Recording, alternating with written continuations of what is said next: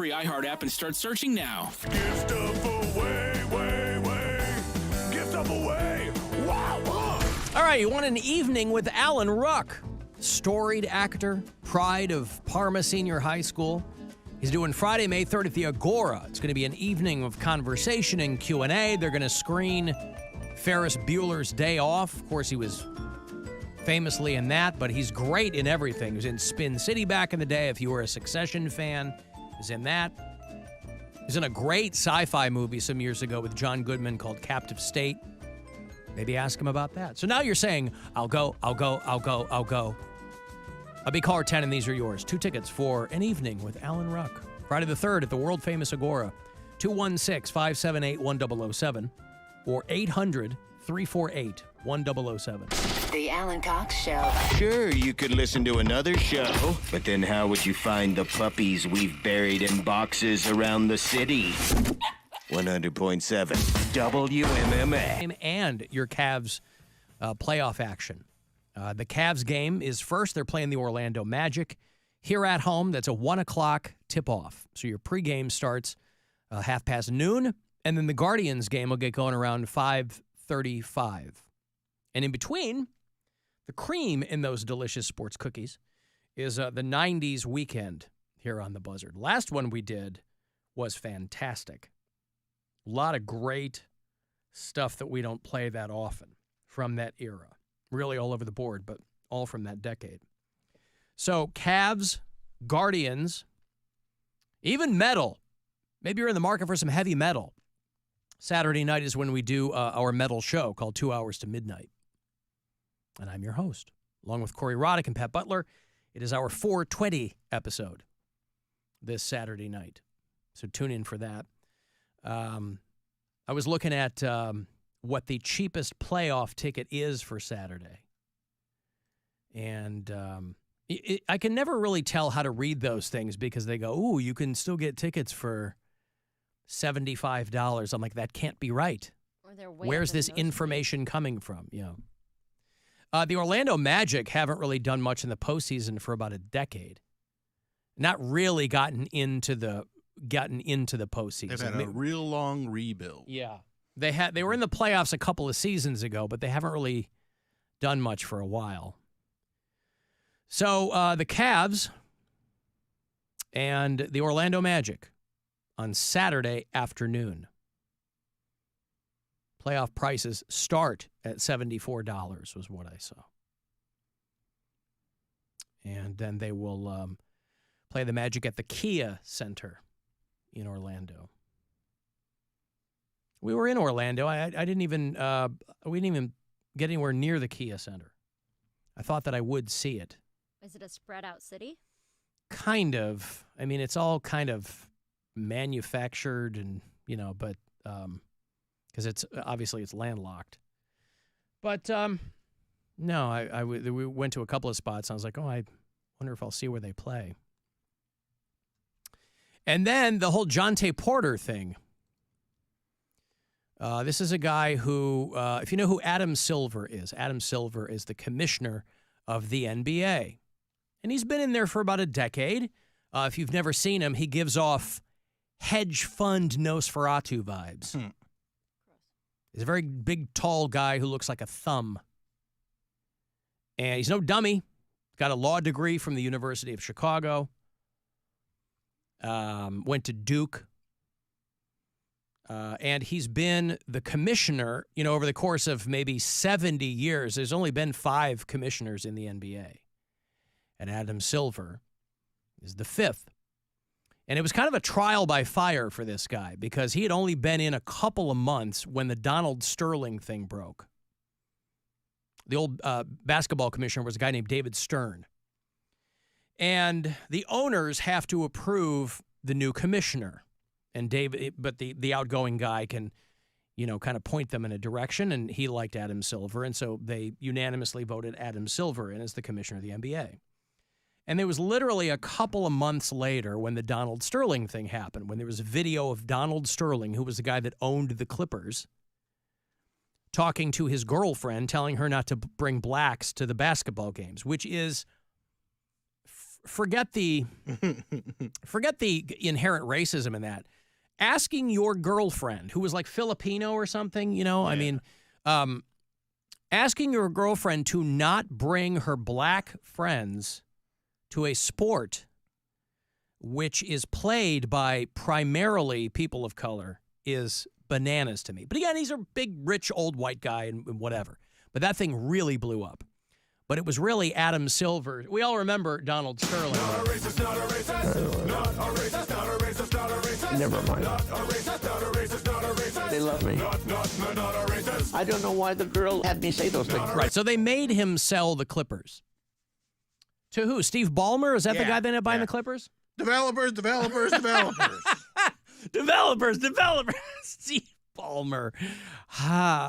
Anywho, during Adam Silver's tenure as NBA basketball commissioner, he has only had to ban one person from the NBA, and that person was Donald Sterling, until now, where he has banned Jontay Porter from the Toronto Raptors for life because they found out he was betting on games and sometimes against his own team. Yup. Betting. This is a young guy.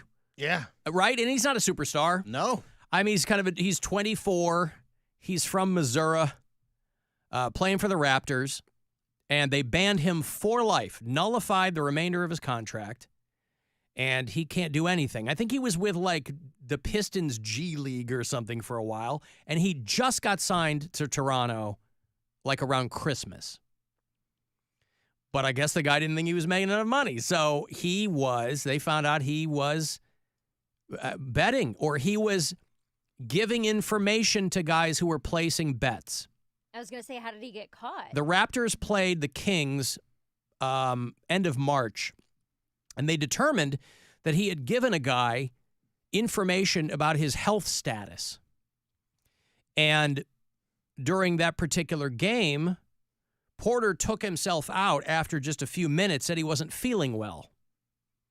And so none of his stats were going to hit in that game, and he had told a guy he was going to do that, who placed an $80,000 bet that Jontay Porter was not going to hit his numbers. So they did some kind of investigation because... He probably could have just played the game and still not hit his numbers. He wasn't that good. That's what I'm saying. Like, yeah. Dude. The $80,000 bet was frozen and not paid out, and they started an investigation after that. They have obviously very strict rules for gambling among players and things like that. And so they determined that he had been guilty of doing a lot of gambling and on a couple of occasions betting against his own team, the Toronto Raptors.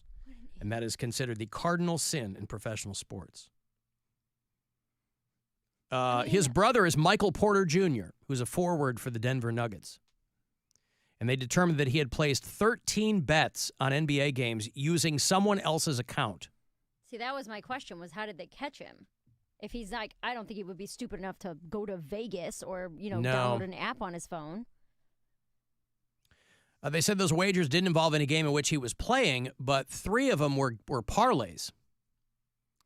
And so he was betting on, he would bet on like games where he wasn't playing, but I don't know. And a couple of those, he bet against the Raptors. He's 24 years old. He played 11 games for the Grizzlies a couple of seasons ago. But again, not a superstar. This guy's not, he's not on a poster. You and I have gone back and forth about whether or not you see gambling as a real addiction or not, but does this change that for you at all? That this guy has such a problem that he was willing to risk his entire career? I don't know that he has a problem. He just didn't think he'd get caught. A lot of these guys don't think they're going to get caught. I don't know if that's a problem. I think that's the reason he didn't think he was going to get caught is because he's addicted to gambling and That's thought, what I'm like, saying. Is what are that the you're gonna go to odds? extreme lengths. I don't think anybody who isn't feeling a need to do that is going to risk it. Especially when you, even at the low level that he was at in the NBA, you're still making a great living in the NBA, and risking that for gambling That's is the insane. textbook addiction behavior. Yeah, exactly. That'd be like saying if someone was getting drunk before a game, they don't have a problem. They just thought they weren't going to get caught. Yeah, but he wasn't doing. They have no evidence that he was doing this with his other teams. Right. He so wasn't maybe it doing this with the rose- Grizzlies. He wasn't doing this with Detroit. But He gambling wasn't- only got It might not have been that bad then. Yeah, it might have I don't ramped know. up over the years. Don't know.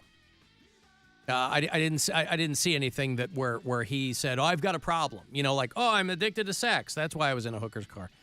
I didn't see anything like that. You could be right, but he might have just been like, "I ain't gonna get caught." You don't have to have a gambling problem to think you're not gonna get caught. I don't buy that because if it were any other drug or alcohol, they'd be like you would say he had a problem. If someone was shooting heroin before a game because they didn't think they were going to get caught, that's one of the Well, you ain't gonna shoot textbook heroin signs- before you get out there and go play. Well, one of the I mean- textbook signs of having a problem is it interfering with your day-to-day activities, your job, your life, your family. I don't know.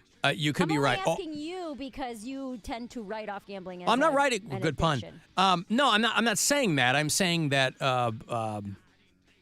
it's. I didn't see anything that said that this guy. Usually, when somebody gets in trouble, the first thing they do, crisis management, is they go, "I have a problem." Drugs, alcohol, gambling. This guy hasn't said that. Maybe he hasn't put out any statement. Yeah, I don't think he has yet. And when he does, maybe he'll say, "I have a problem," but it's not going to get him unbanned from the NBA. No, I was asking your personal opinion. I don't know enough about the story. There's nothing in this story that tells me this guy, this sounds like a guy with a gambling problem. Speculate That's wildly. the first thing I heard. I mean, Pete Rose didn't have a gambling problem. He gambled on baseball. Yeah, I think that is a I think that's a problem. That's a If it's problem. if you're If it gets risking you your banned, career, yes. But nobody thinks they're going to get caught and It doesn't- banned. That does not matter. You're risking does your matter. career to do the thing that it is. No, I think it does Whatever matter. it is. I don't think that matters at all. If you're addicted to alcohol, if you're an alcoholic and you're showing up drunk, you are risking your career to be drunk. This guy was risking his career to gamble. Yeah, but there's I don't always. think it has anything to do with thinking you're going to get caught. But or if you're a not. public person, there's always breadcrumbs, right? If a guy got banned because he was a drunk, they'd be like, "Oh, he was always showing up late and he was always staggering." There's always these outward signs, right? Nothing about this. There's nobody else coming out and going, "Oh my God, when he played here, he was gambling," and we all kept it quiet because we liked him. So far, I haven't seen it. You could be 100% right. I don't know. At this point, they banned the guy because they found out he was gambling through other people's accounts. And it doesn't Which sound like he also won that much. doesn't sound like an addiction to you? No, it sounds like a guy who didn't think he'd when get you caught. are going through means to If I start- pay if off I sh- other people, If I shoplift because I don't think I'm going to get caught, I'm not a kleptomaniac. I don't have an addiction to but shoplifting. you're not stealing things from work or bringing in other people to help you steal things from work. You got And- to you got to have and a the consequence being so high that you would be Losing your entire losing job your entire forever. career. You could never broadcast again. And You're a not, like, high trying to earning steal- career. Yeah. Again, Yeah. you could be right. I'm just saying there's nothing in this that indicates that this was I a think it's a You're very dancing around the question. No, I'm not not. I'm- asking you. I'm you- not asking you what you think about this. I'm not asking you what the evidence of the story is. I'm trying to see if this sways you at all. To be You like, want me to "Oh, speculate." gambling is a real addiction. But then I can only go by the facts of this situation. I can't speculate on what this guy's doing. that's not what I'm asking. I you. had never even heard of this guy before today. I never heard of Jontay Porter. but that does nothing to do with whether or not what Mary's asking you. What is she asking me? Mary I'm asked him asking very if clearly. this makes you think, because you and I have gotten into it before, where you say that you don't consider gambling an addiction. I'm asking if this sways your opinion at all. To see someone No. willing to throw No. away everything, to hide things, to go to such lengths to do this. Listen, That Charles. doesn't speak like, oh, that might be a problem. No, Barkley says you don't have a problem if you can afford it. This guy thought he could afford it and wasn't going to get caught. This guy, I bet he thought it was just a side hustle. But also, Why does he have to also- be addicted to gambling No, to call one of his 'Cause this boys is and go One second. addictive behavior. and This go is addictive and go, hey, behavior. I'm going to pull out 3 minutes in. I mean, it's like when refs shave points. I mean, this kind of stuff happens all the time, and they don't go, all these refs have gambling problems. They didn't think they were going to get caught. When's the last time that happened for you to say all the time? What do you mean? When's the last time a ref shaved points? They have a huge problem with refs in professional sports. Huge problem. When's the last time someone got caught doing it and they got fired forever? There was a guy. For you to say all Tim the time. Donaghy, and that was No, not 15 Tim years Gunn. ago. There was a whole article the other day on they really are drilling down on refs in professional sports because this information is trickling out that they really need to shine a light on these guys to make sure that everybody's on the up and up. Just because But that's not someone's. just because they're not getting specifically. pinched. First of all, I'm way behind in this money, and then I got to go to break. Okay. It's $1,000. We're addicted to talking about this. If you have a problem, I hope you don't win, but otherwise, good luck. This is your chance to bet with the Buzzard Bookie.